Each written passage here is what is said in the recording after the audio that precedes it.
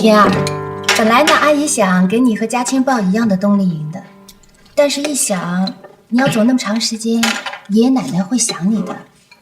你看上海的这个冬令营啊，1个礼拜4天，也是美国的老师，其实和去美国也差不多。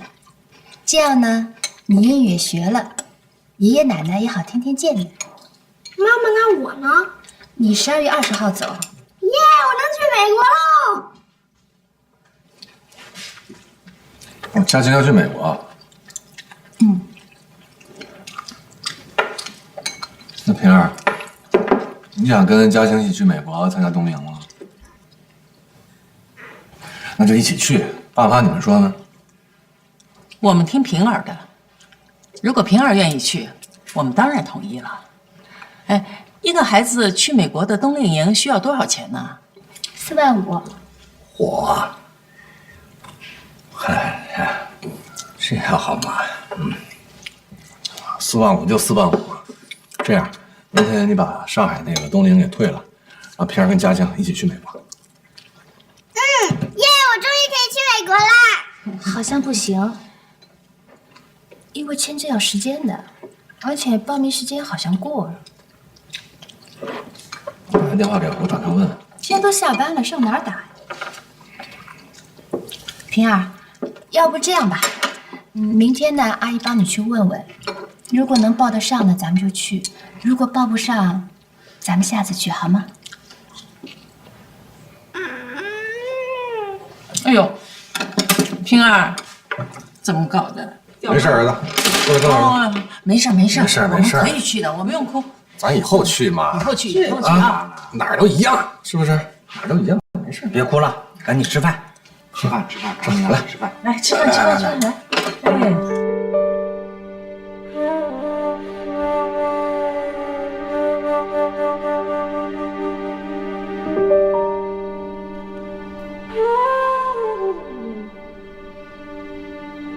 嘉清去这个冬令营5万多。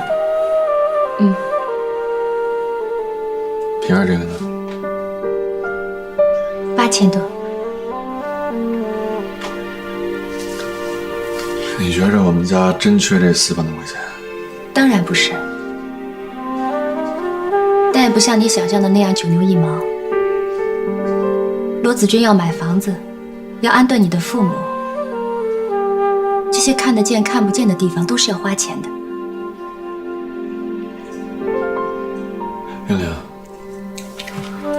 我把我赚的钱都交给你是什么意思？你懂吗？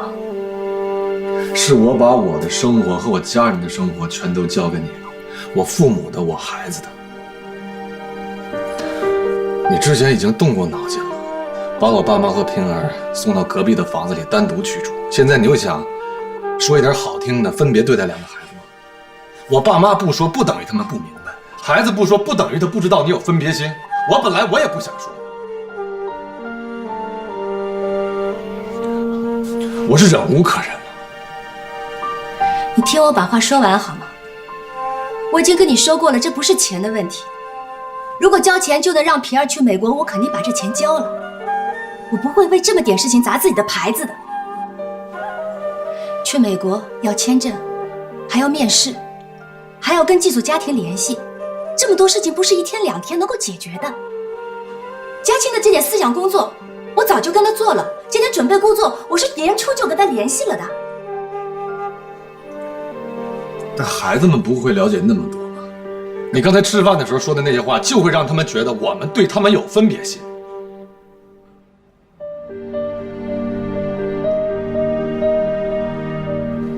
那你说怎么办？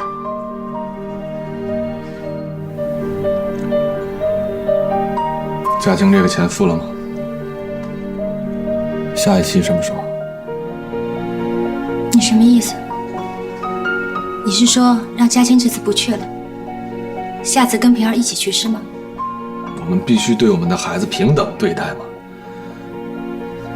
你想想，这2个孩子一起旅游，一起学习，也是一个增进感情的机会吗？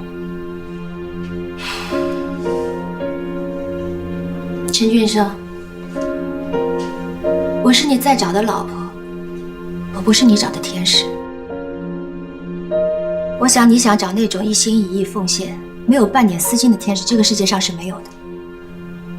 你想想吧，你跟罗子君结婚，然后烦了，离了，现在又找到我，现在看上去好像也烦了。如果真是这样的话，你自己是不是也有问题？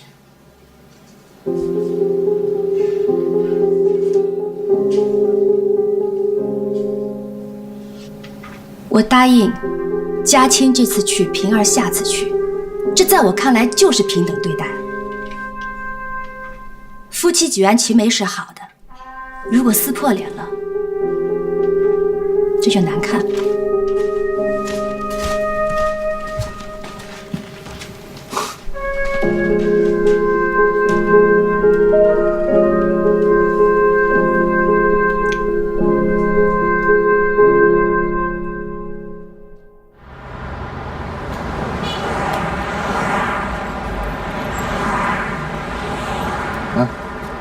你怎么来了？我接了孩子给你送回去好了。嗯，我找你有点事情。晚上有空吃饭吗？哦，晚上不行，我爸妈啊，没事，那我就长话短说吧。能不能把 Phil 以前在你们晨星跟智慧公司合作的所有历史资料都调一份给我看？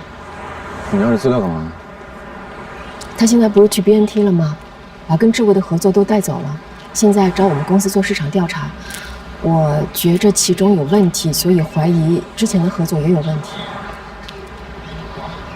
这跟你没关系吧？找你们做事情，把事情做好，挣了钱不就完了吗？我是不想将来出事儿了，我们公司一起背黑锅。你苏曼书知道吗？不知道。这事儿对你们公司有好处啊！你想啊，他从晨星走了，给你们带来多大损失？你们正好反击他一下。我把资料调过来容易，但是你查证的过程是非常辛苦的。我知道。苏曼书如果知道的，毫不犹豫开除你的。我知道。他要查。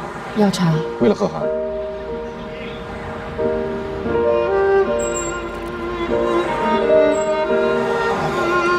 前天晚上他去你家了。他到楼下跟我聊了几句。但是他开车回家的路上撞车了。什么？出车祸了？怎么样？人没有事情，但是我不知道你们究竟说了什么，让他在回家的路上开车思想那么不集中。我觉得你误会了，我跟贺涵所有的交往交流都是在界限范围之内。唐晶是我的好朋友，我不可能做对不起她的事情。跟我没关系吧？爸爸，妈妈你也来了。啊，爸爸今天有事儿，妈妈接你走。爸爸，我们一会儿要去挑新娘子的裙子了，你不去吗？什么新娘子裙子？唐晶不是要结婚了吗？她让我给她做伴娘，说做大娘还差不多呢，非要我给她去挑礼服。那是因为他把你当好朋友，你应该放在心里才是。我当然知道，唐晶好不容易结婚了，我比谁都看重这件事情。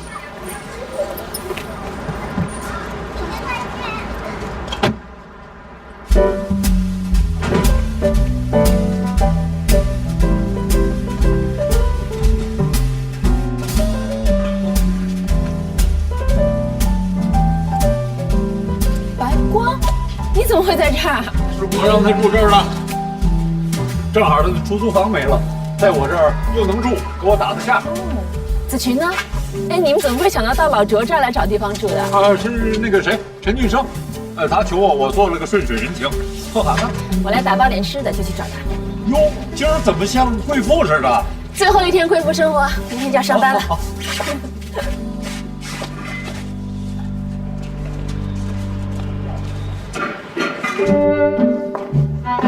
是唐小姐约我们来的。唐小姐还没过来，这样她关照过我们，如果您先过来的话呢，先随便看一下。小礼服在这里面。好，谢谢。你们女人可真麻烦，这么多裙子，挑都挑不完。这都是谁教你的呀？啊，在学校学的，还是在你爸家学的？懂这么多？唐小姐来了。好，江姨来了。哎，还以为你一个人来，这儿东西挺全的，叫上贺涵来就一块都挑了。哎，那你进去快挑吧，我已经挑好了。这么快挑好了？他挑的哪套呀？不知道啊，还没挑吧？好像。我就随便挑一件好了。你是新娘子嘛，我们都是陪衬。再说这把年纪了，穿这么华丽干嘛？你是不是怕贺涵来了让他等着着急啊？你们尽管挑，慢慢来，我一点都不着急。贺涵叔叔，让他们女人麻烦去吧。就是，说得好。你这个小东西，你现在怎么跟你贺涵叔叔这么亲啊？哎，赶紧去看看婚纱吧，你看。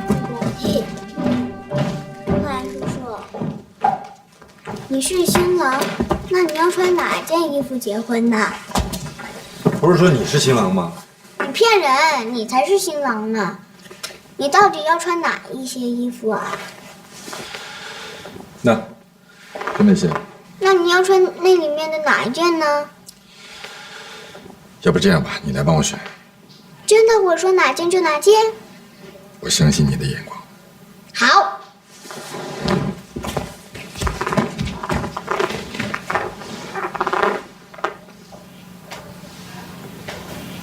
这一件行吗？没问题。你去叫导购姐姐，按照我的尺码包起来。你马上上2年级了，大孩子了，这点小事情，随时可以搞定，快去。好。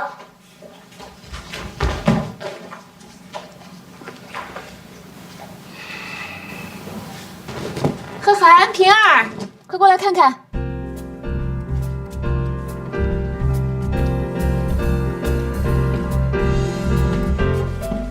怎么样？好看。妈妈。你身上怎么没有花啊？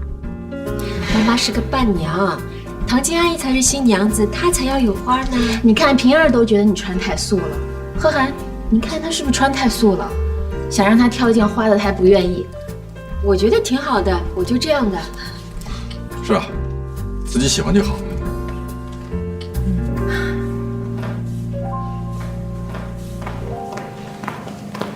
等一下，我送你们回去。不用了，不顺路，我们自己打车走。走吧，什么时候跟我们这么客气了？真的不用，跟叔叔阿姨再见。再见。走了。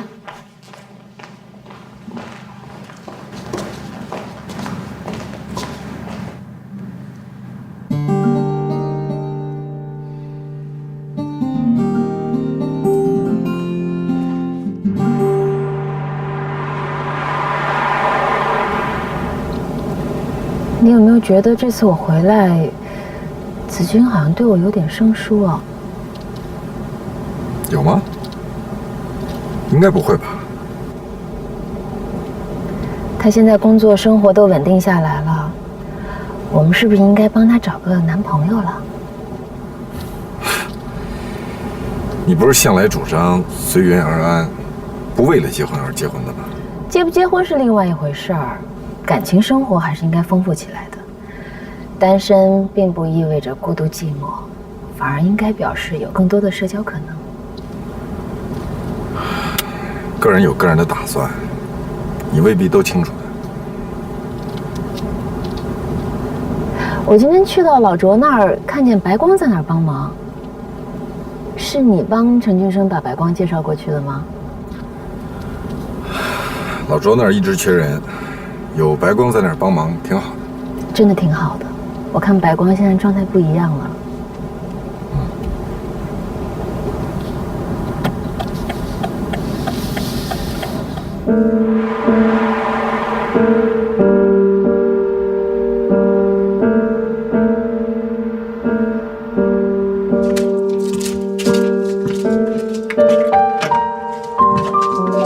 小罗，啊，你好。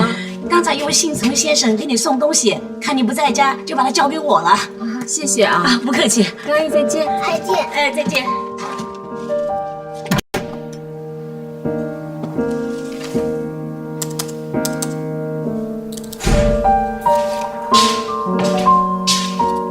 送东西那么晚才回来啊？啊，聊两句。给你泡了点香参，喝点吧。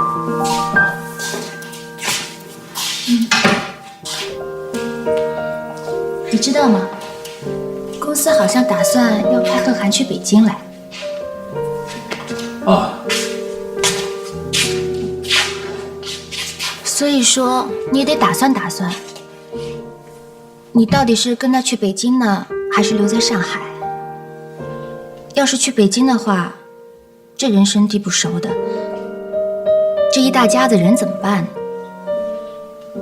要是留在上海，你说所有新来的不管是谁，那对前任的搭档总归不会重用的。现在还不知道派什么人来呢，我估计得2、3个月才要分晓呢吧。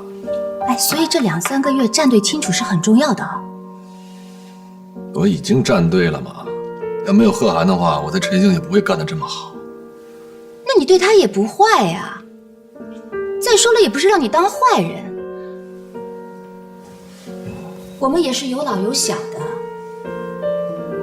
只有自己好了，才能帮到别人呀，这没什么错。又不是让你跟他一刀两断，你就是对别人也热情一点。这种事情大家都懂的呀。我睡觉。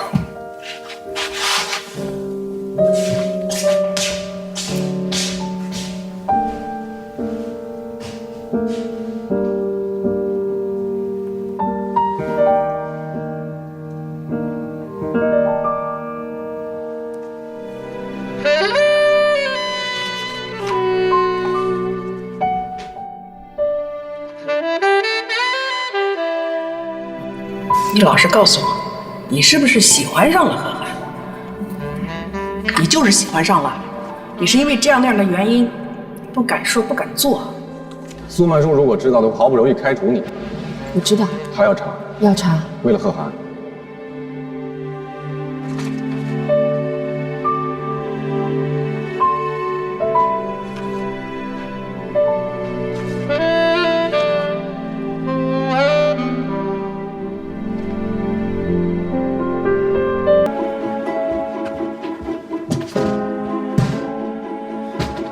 什么东西？怎么了？唐毅什么意思？他算什么东西啊？跑到我的客户那告我的状，啊？公报私仇啊？为贺涵报仇吗？什么意思呀？我跟他不是在 BMT 工作呀？我的客户不是 BMT 客户吗？为了一个男人，职业操守都不要了。我现在就要去董事会告他的状，要他回来了，让他直接去董事会报道去。我在这儿呢，有什么事当面说清楚。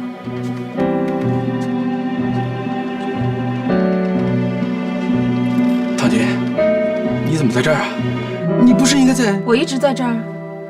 今天是我休假回来第一天上班，从早上9点开始，我就没有离开过这个办公室。所以刚才你那么大吼大叫说了什么，我不太清楚，请你解释给我听。至于你砸坏了我们的东西，问问多少钱，赔给我们。哎，不是，我刚才接了个电话，阿丹打来的，他说你在他的办公室里啊。那你在这儿，那个人是谁啊？他为什么要冒充你来告我的状啊？冒充我？唐晶，这样，既然不是你，那你得帮我呀！啊，我来到 BMT 公司是对公司……首先，你确实得罪了贺涵，而我是他的未婚妻，这是我不会帮你的第一个原因。第二，更重要的，靠着出卖自己的旧公司来获取进入新公司的筹码，这种人就该遭到唾弃。我不给你雪上加霜就已经很好了。